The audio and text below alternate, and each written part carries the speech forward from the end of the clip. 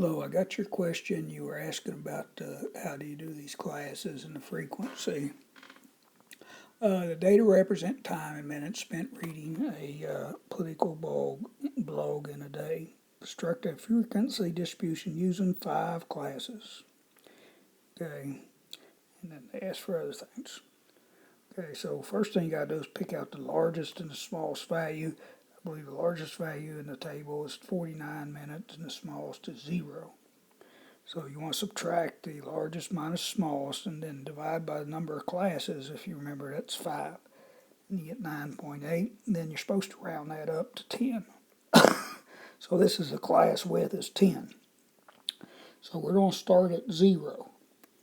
So you start here at 0, then you add 10, and that'll give you these numbers here. So you add 10 to 0 and you get 10.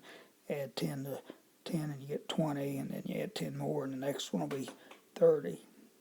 Okay, so you just add 10. Then you come over here. How do you get this number? You subtract 1 from this number, the 10. That'll give you the maximum value. Here's 9. And then you just add 10, 19. This one should be 29 and 39. You just add 10 to get each column here. Then the frequency, 0 to 9, you just come up here and count how many you have. I guess there must be 4 numbers, 0 to 9.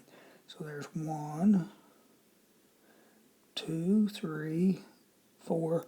Yeah, there's 4 numbers, so it's just a count of how many are in that class. Must have been 7 in this second class. So that's 20, but that should be 29. Hope this helps.